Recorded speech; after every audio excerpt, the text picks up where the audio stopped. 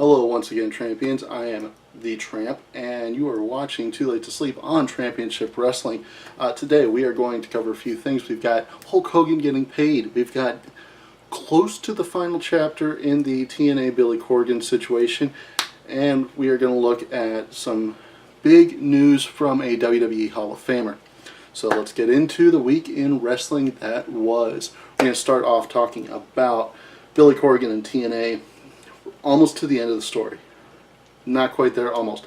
So they had their day in court, and the judge, Chancellor Ellen Hobbs-Lyle, decided that, first off, it was not legally clear if TNA was insolvent. You'll remember that part of Billy's claim was that the company had more liabilities than assets, and that was when he would get control of the company.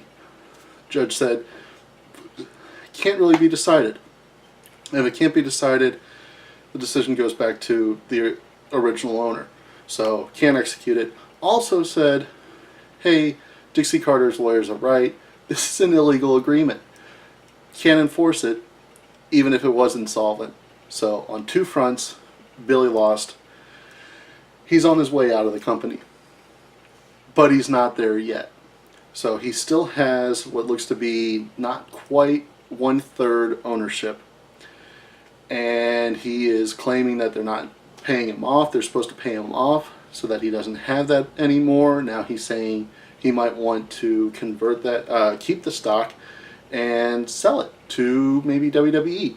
So he's no longer president. He's no longer on the board. That is now somebody from Anthem, which is a live events company, handles TNA streaming and owns Fight Network.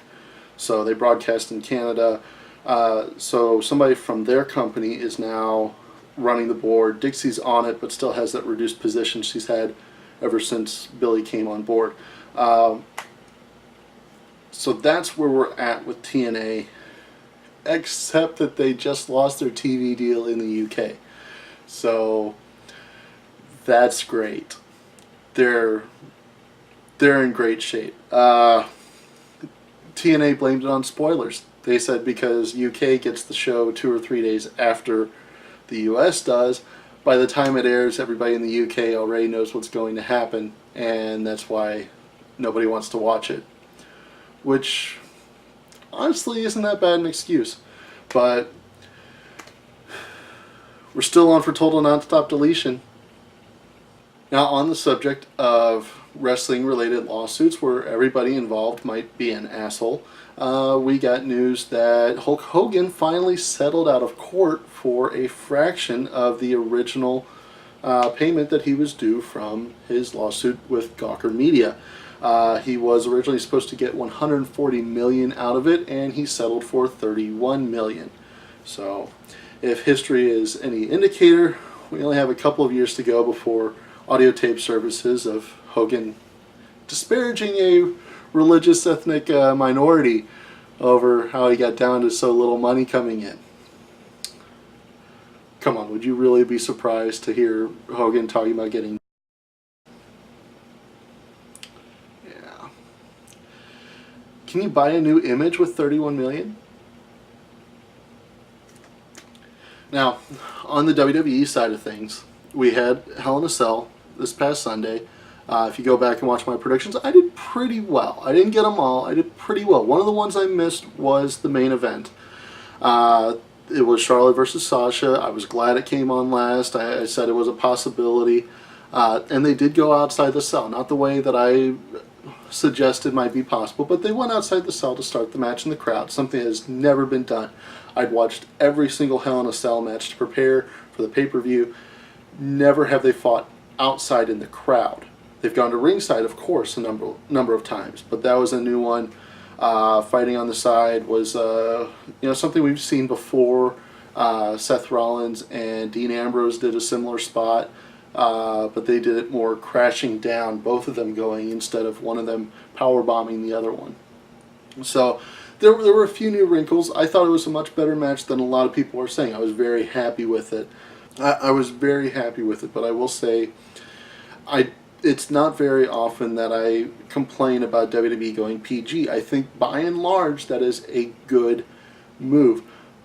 But I think the Hell in a Cell specifically suffers from the no blood edict. And they have to decide whether they want no blood or whether they want Hell in a Cell. You can't have both.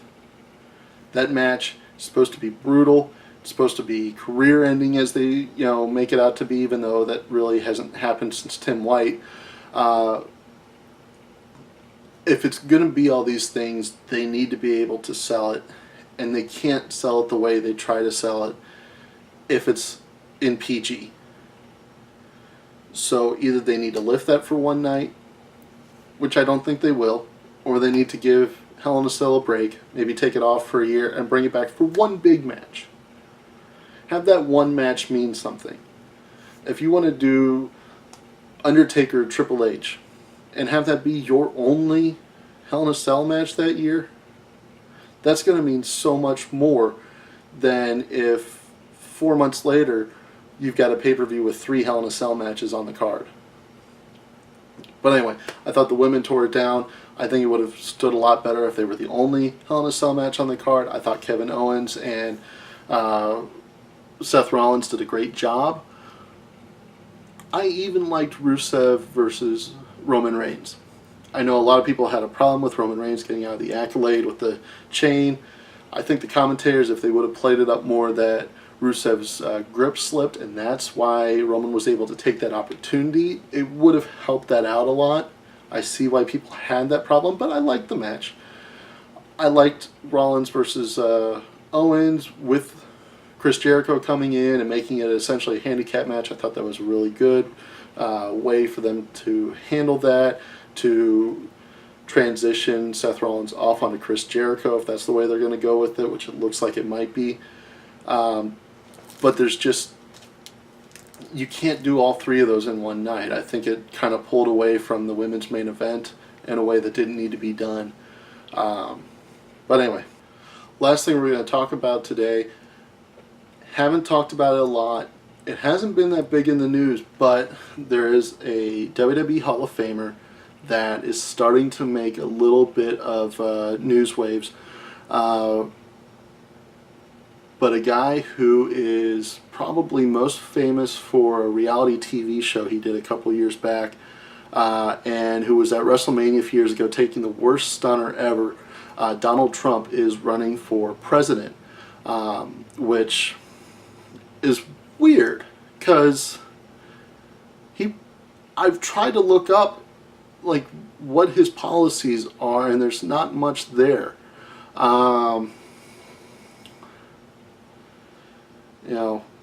By the way, that video of him taking the worst stunner ever, they told him that he was going to get drenched in beer, so he should wear some cheap clothes. So he actually wore a suit from his own line of clothes.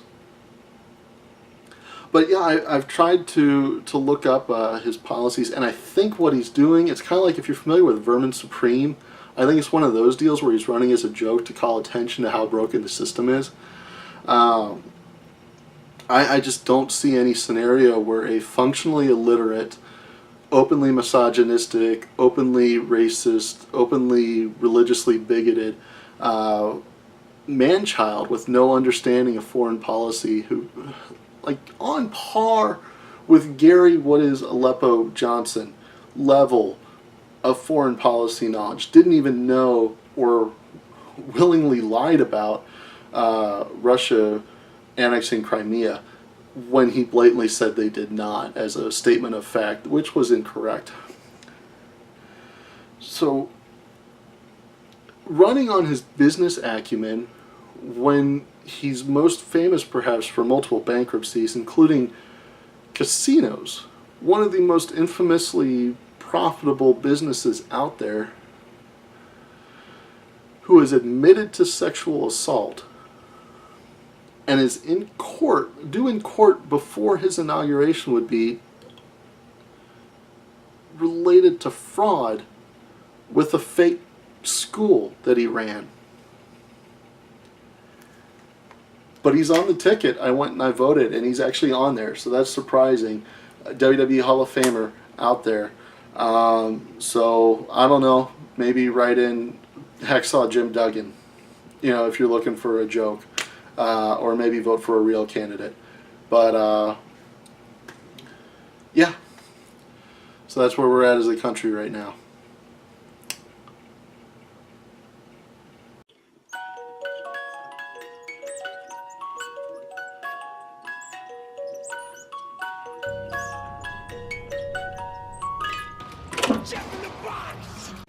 Oh, hey, you stuck around after the ending. I'm surprised you did that. Thank you very much. All right, we will have another episode for you a week from today. Thank you for watching Too Late to Sleep. As always, I am the Tramp. We're going to toss up some videos. Right here is my video about James Ellsworth, which has been called by critics cringy AF. Right here we're going to have a video that I'm going to let YouTube randomly, well, not randomly, their algorithm's going to choose one for you, and right over my face here is what you click to subscribe. Hit the like, tell your friends. Thank you very much. Cheers.